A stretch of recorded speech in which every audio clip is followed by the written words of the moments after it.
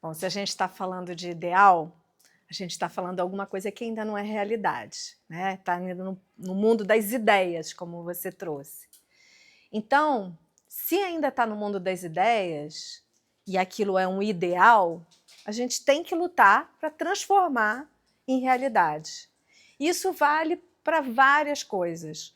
Vale para o plano pessoal, né? Quando eu tenho um ideal, o ideal de uma profissão, ideal de fazer uma viagem, e vale, sobretudo, para o plano social.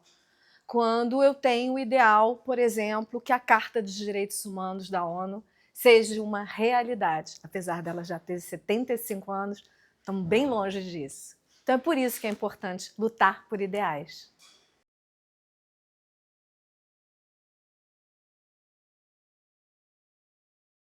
Para começar, a Matilda é eu diria, um ser especial, porque apesar dela ser uma mulher que nasceu no século XI, ela foi educada de uma forma extrema, tanto para o lado feminino quanto para o lado masculino.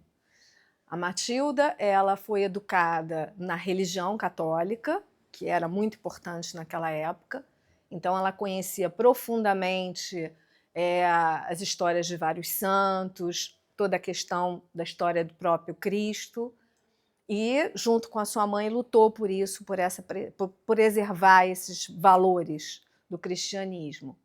Ao mesmo tempo, ela foi educada em vários idiomas. Então, ela falava fluentemente o francês, que era a língua materna, falava, escrevia, lia fluentemente o francês, que era da língua materna da mãe dela, o alemão, que era a língua predominante, vamos dizer assim, dos nobres daquela época, porque a Alemanha, antiga germânica, era quem dominava na Europa. Ela falava o italiano, que era da origem do pai dela, que era onde ela nasceu, em Mantova, e também o latim. Então, que era o popular, vamos dizer assim, da época.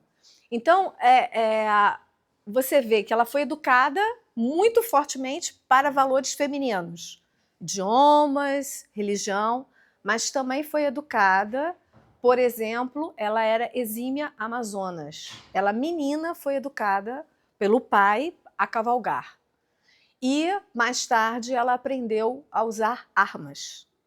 Então, ela tinha os dois lados. E mais tarde ainda, aí já pelo padrasto, já estou dando spoiler da vida dela, pelo padrasto ela foi educada junto com a mãe e na questão das negociações estratégicas. Então, ela integra muito bem esses dois lados. Mas o lado feminino dela acabou, com o tempo, sendo abafado, vamos dizer assim. E por isso veio doenças.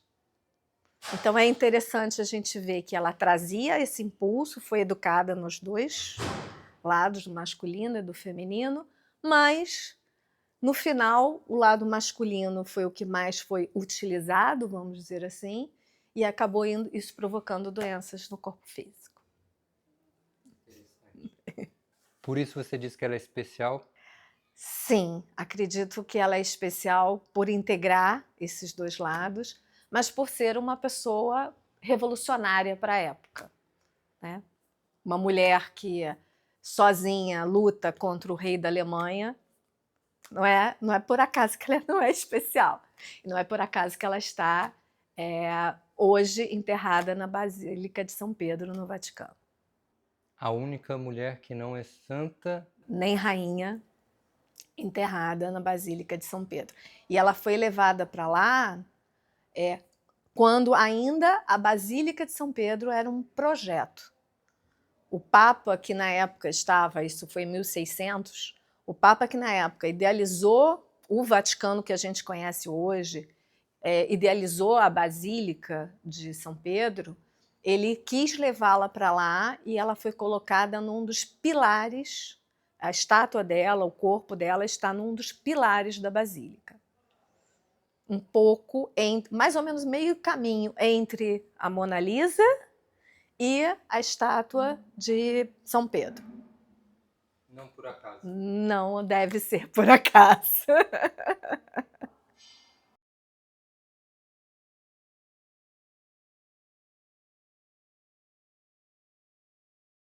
Eu já fui na Fortaleza de Canossa 2 vezes. A primeira vez foi exatamente quando eu estava iniciando o processo de estudar a Matilda, de saber quem era esta mulher. Então, quando eu fui na Fortaleza, a minha questão era: quem é você, Matilda?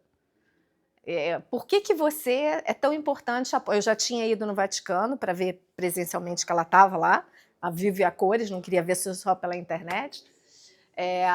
E aí fui lá com esse objetivo. Quem é você, Matilda? E logo quando você chega na Fortaleza, quando você vai começar a subir para a Fortaleza, porque a Fortaleza está no alto de uma montanha bem íngreme, então logo no início do caminho, tem uma estátua da Matilda muito interessante, que é inclusive a estátua que eu me inspirei para fazer a capa do livro. É uma mulher pequena, baixa estatura, que nem eu, magrinha, né? Parece assim, frágil, mas você percebe que mesmo aquela mulher magrinha, frágil, ela tem uma força, né? Uma força interna. Então, assim, é interessante porque essa estátua, óbvio, é muito posterior a ela, mas a estátua foi colocada numa posição, né, que dá a ideia daquela fortaleza que você vai ver não só na fortaleza em si, que hoje são ruínas, mas da fortaleza da Matilda e da família de Canossa. E depois eu fui uma segunda vez, que aí foi o ano passado, essa primeira vez foi em 2019, e o ano passado eu fui novamente com 2 amigas, e aí eu já conhecia bem a história, eu já tinha escrito o livro. Então eu fui tipo assim: Matilda, o que mais que você quer de mim? E eu continuo com essa pergunta: o que mais você quer de mim? Eu sei que ela quer alguma coisa, não sei ainda o quê. Então estou sempre com essa pergunta quando eu vou nos lugares dela. E semana que vem eu vou a Canossa. Já está planejado, eu vou lá para levar o livro, inclusive porque na base da Fortaleza existe uma livraria, uma pequena livraria dedicada a Matilda, com vários livros. Também tem livros sobre a Idade Média, mas principalmente os livros da Matilda. Foi lá que eu encontrei mais material para poder estudar a fundo a vida da Matilda. E existe, inclusive, uma sociedade dos amigos da Matilda. Então, eu vou levar o livro para ficar lá, né? Não espero que nenhum brasileiro vá lá comprar o livro, espero que eles comprem aqui, mas, assim, para ter essa marca nossa do Brasil lá na Fortaleza de Canossa. Antes de escrever o livro, a história com a Matilda, ela surgiu porque eu fiz a formação em aconselhamento biográfico, eu fiz na Suíça, e uma das primeiras atividades que você faz na formação de acompanhamento biográfico é escolher uma personalidade morta, que já tenha falecido, e estudar a biografia dessa pessoa e apresentar. Então, a minha primeira experiência de escrever sobre a Matilda foi isso, porque eu tinha que apresentar na formação, eu tinha que escrever a biografia dela com todos os detalhes, não uma forma como foi o livro, que é uma coisa mais simples, mas todos os detalhes de todos os setênios, de todos os nós lunares, as importâncias de todas as relações kármicas. Então, eu fiz esse primeiro movimento em 2019, final de 2019, depois que eu fiz a visita, confirmei, é ela que vai ser a minha biografada, e eu mergulhei na história dela, e detalhe, como a formação é na Suíça, a formação era em francês, então eu tive que escrever tudo em francês. Então eu tinha um material vastíssimo em francês sobre a biografia da Matilda. E comecei a apresentar a biografia da Matilda, primeiro lá para meus colegas na formação, que ficaram muito surpresos, porque apesar de serem europeus, inclusive tinha uma italiana no grupo, pouco conheciam da Matilda, às vezes nunca tinham nem ouvido falar, e disseram: mas nossa, ela estava aqui do lado da gente, da Suíça para lá, um pulo, e por que a gente não sabe dela? Por que a gente não sabe? Porque as forças masculinas quiseram abafá-la, de alguma forma. Então, eu comecei a ver a surpresa que as pessoas tinham na hora que eu contava da Matilda. E aí Eu fiz alguns grupos de aconselhamento biográfico aqui no Brasil, usei a Matilda como base, contava sobre a história dela e todo mundo ficava muito surpreso e queria saber mais. E aí eu falei assim, gente, será que eu escrevo um livro sobre isso? Por quê? A gente tem muito livro sobre ela em italiano, e que são livros que têm todas vertentes psicológicas. Não é um livro assim, um resumo da vida dela. Tem um livro fantástico, mas que mistura biografia com ficção, que agora me fugiu o nome. O nome do livro é o Livro do Amor, esqueci o nome agora da autora, mas que mistura ficção. E tem o livro da Michelle Spike, que aí sim é a biografia da Matilda, mas em detalhes. Ela passou 2 anos, é uma americana, uma advogada, professora de Harvard, que passou 2 anos estudando a biografia da Matilda em loco. Ela teve autorização do Vaticano para ler as cartas da Matilda para o Papa, que estão lá na Biblioteca do Vaticano. Ela teve acesso a várias igrejas com vários documentos da Matilda, e eu acabei me tornando amiga da Michelle. A gente começou a trocar muitas ideias por conta do biográfico que eu ia apresentar à Matilda. E um dia eu escrevi para ela e falei assim, nossa, tenho uma vontade de repente de escrever um livro, uma coisa mais simples sobre a Matilda. Ela faça, a Matilda precisa. E aí eu comecei com essa ideia de escrever o livro. Mas assim, eu nunca tinha escrito um livro desse formato, eu já tinha participado de livros técnicos, né? Trabalhei 30 anos na área de gestão, então participei, escrevi papers sobre coisas técnicas. E aí eu tive uma ideia, me apareceu um curso online no início da pandemia, que se chamava Escritas da Memória, ou Memórias da Escrita, alguma coisa assim, da Regina Rapace, que também é uma aconselhadora biográfica, que hoje mora em Portugal. E a Regina, a ideia era você aprender técnicas de escrita sobre as suas memórias. Eu falei, bom, não vai ser as minhas, mas vai ser a da Matilda. E aí fiz a formação com ela, a nossa turma acabou propondo um avançado, a gente fez.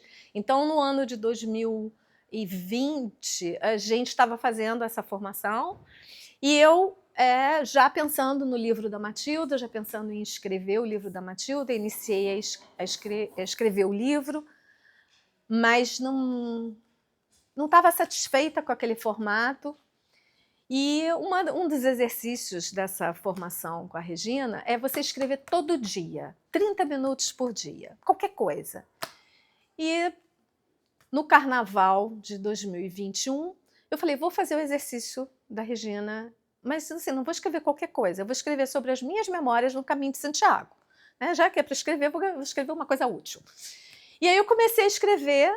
Em 10 dias eu escrevi o que veio a ser o livro Caminho de Santiago, em 3 versões, e ficou pronto, saiu. E eu falei, bom, agora eu estou pronta para voltar para o livro da Matilda. E aí voltei para o livro.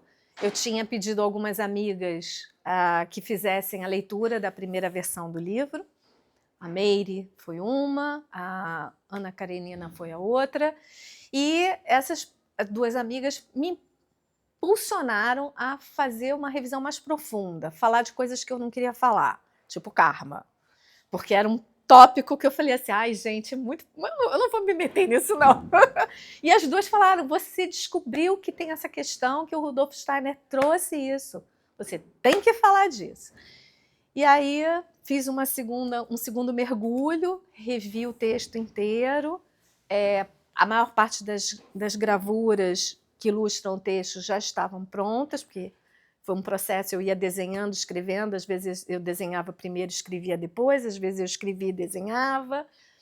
E aí eu falei, tá bom, então vou mergulhar nesses tópicos, aí fiz esse mergulho mais profundo, e então em maio de 21 eu tinha uma versão definitiva do livro. E eu falei assim, mas eu preciso de um aval mais de cima.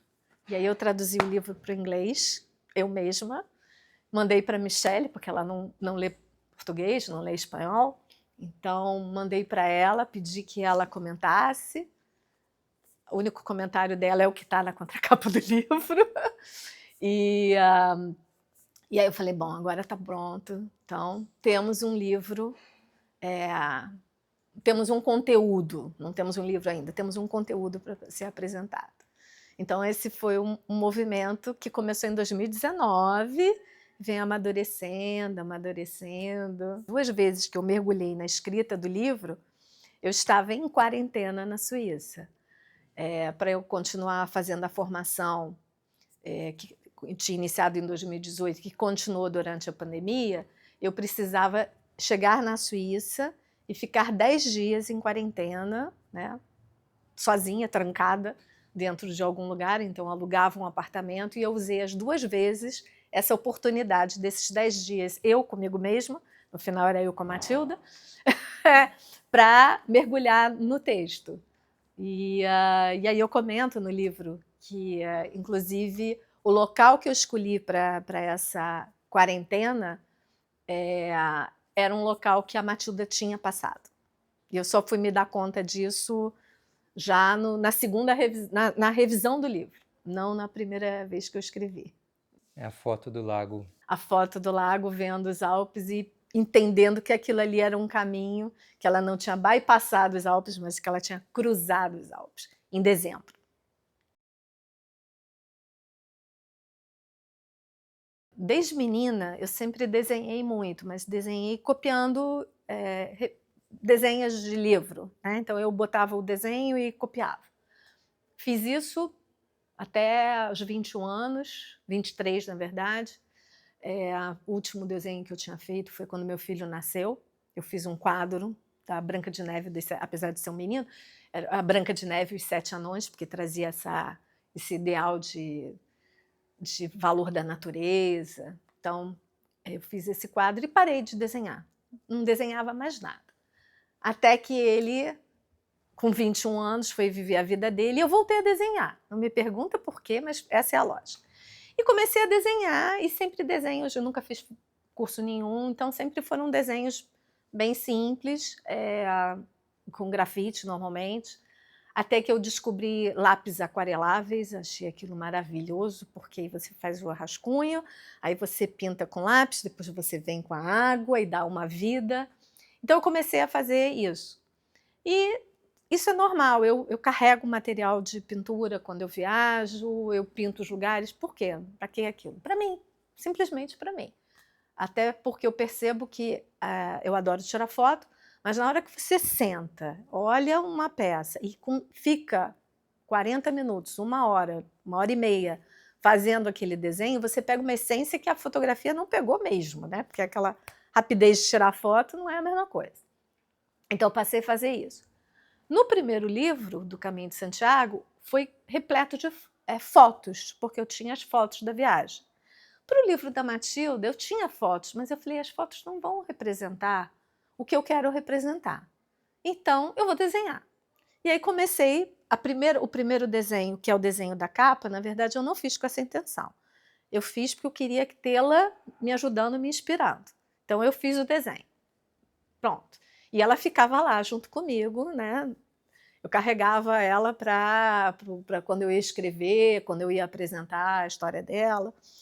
E aí foi indo, e aí eu comecei com essa ideia de trazer os desenhos. São desenhos simples, não tem técnica, mas eu acho que traz um conteúdo, uma essência que casa com a história do livro, né? Ressalta detalhes que eu acho importante trazer da história da Matilda.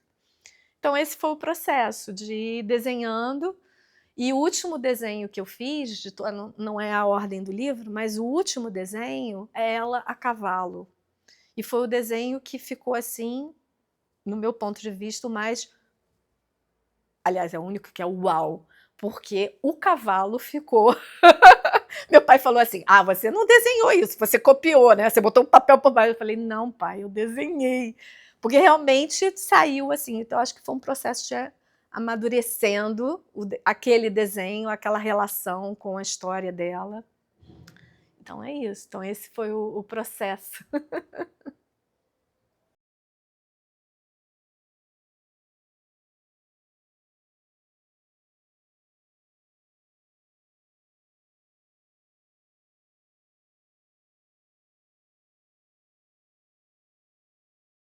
muito antes de eu conhecer a antroposofia, para mim já fazia sentido essa história de reencarnação.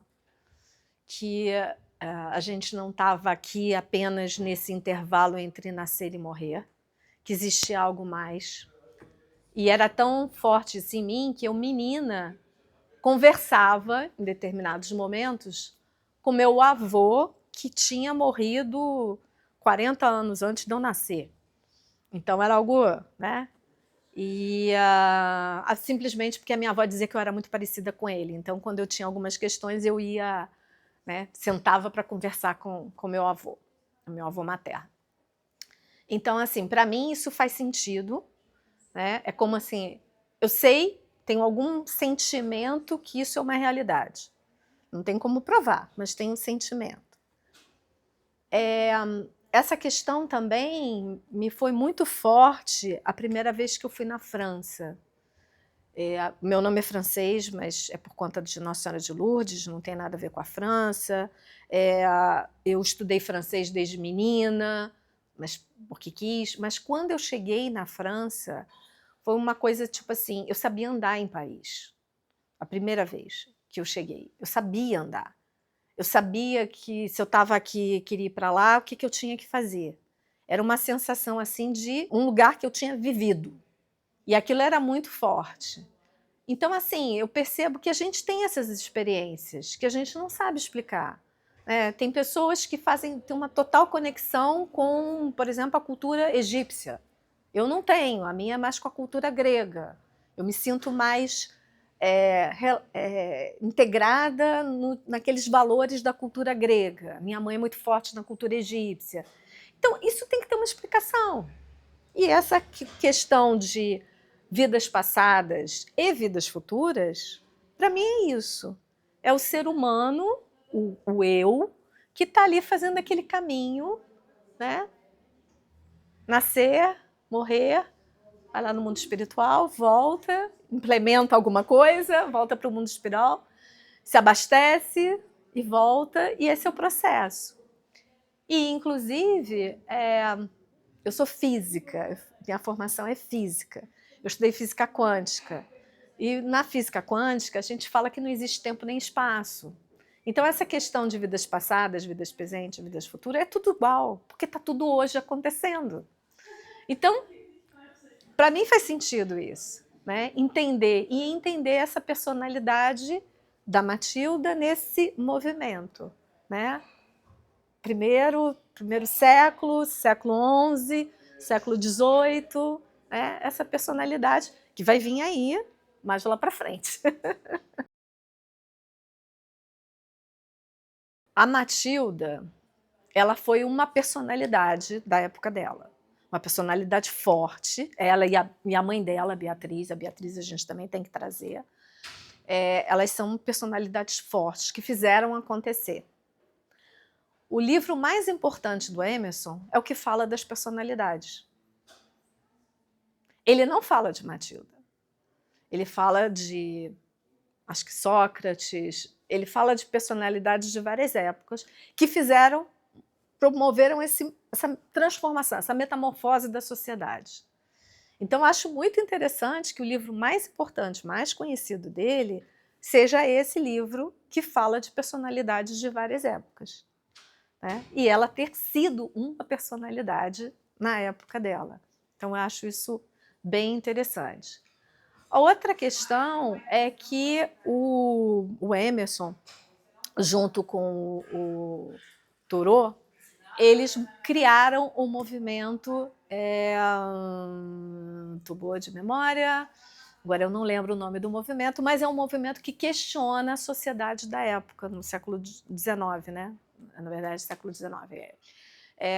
Que questiona a sociedade da época, os valores que eles estão trazendo.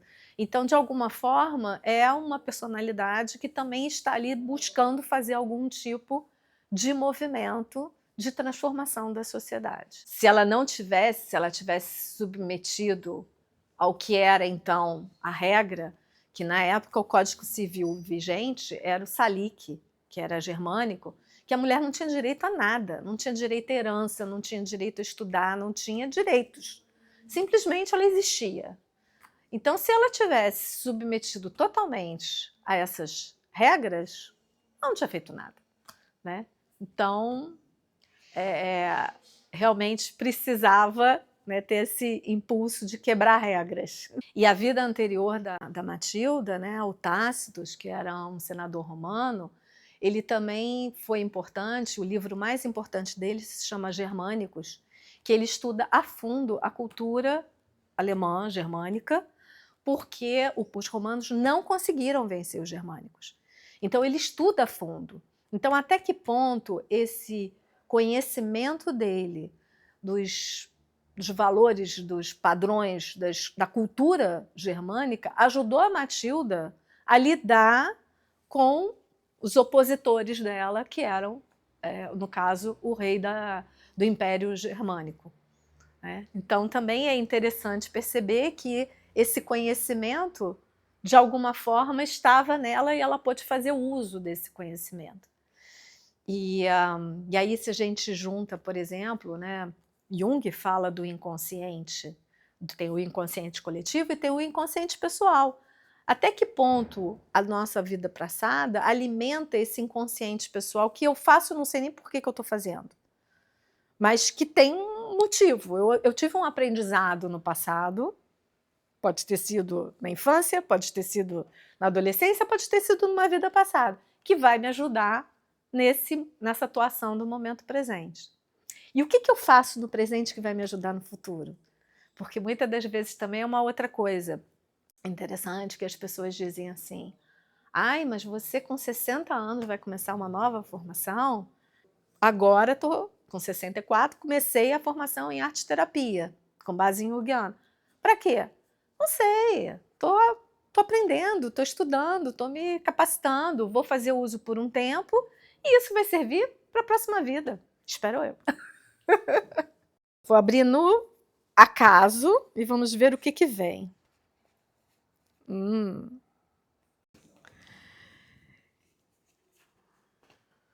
A Matilda estava com 42 anos. Então, o que eu vou ler aqui? Matilda faz outro movimento estratégico. Numa igreja da cidade de Bolonha, se encontra a única cópia dos 50 volumes conhecidos como Leis do Código Civil, escritos no ano de 533, por ordem do imperador romano Justiniano. Trata-se de um conjunto dos registros de direitos e obrigações acordados entre o Estado e seus cidadãos na época do antigo Império Romano. Matilda solicita ao monge Irnérios que os estude, posto que ela tem a intenção de fazer reviver as leis romanas, para incluí-las no conjunto de leis que servem para administrar o norte da Itália. Trata-se de uma alternativa à lei sálica, suportada pelo poder da espada. Uma parte interessante desse Código Civil é notadamente o direito à herança assegurado às mulheres. Dessa forma, ao reavivar essas leis, Matilda legitima seu próprio direito como herdeira de Bonifácio de Canossa. Irnérios passa a transmitir o conhecimento dessas leis, dando origem à Universidade de Bolonha. Seus estudantes se transformam nos advogados e juízes nas terras da dinastia de Canossa, ao mesmo tempo que as cidades são liberadas das obrigações feudais. Então, como a gente falava, a importância dela, e viu o que ela quis que eu trouxesse, né?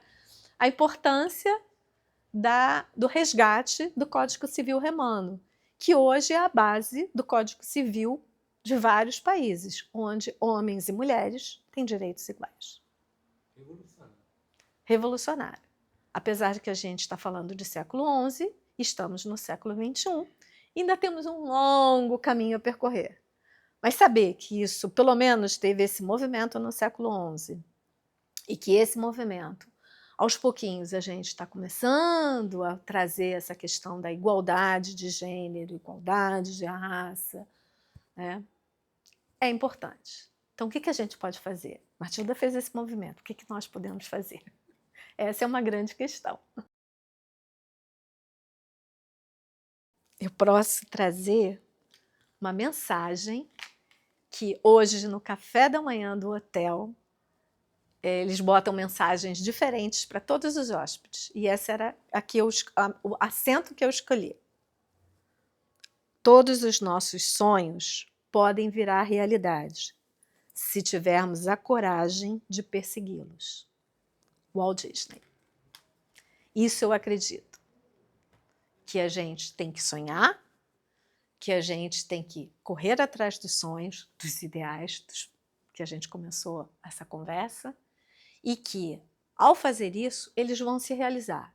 De uma forma ou de outra. Às vezes não é exatamente como a gente sonhou, porque o universo mostra para a gente que tem alternativas, que a gente no início não percebe. Às vezes pedras no caminho são mais úteis do que não ter pedra nenhuma, porque aquela pedra vai ajudar a gente a parar, refletir e fazer de uma forma diferenciada. Então é isso que eu acredito, que a gente deva sonhar e correr atrás dos sonhos. É isso que a Matilda de alguma forma fez na sua história de vida, nos seus 69 anos, é isso que eu venho fazendo e é isso que eu proponho que todos façam. Né? Então, o livro da Matilda é uma forma de inspirar.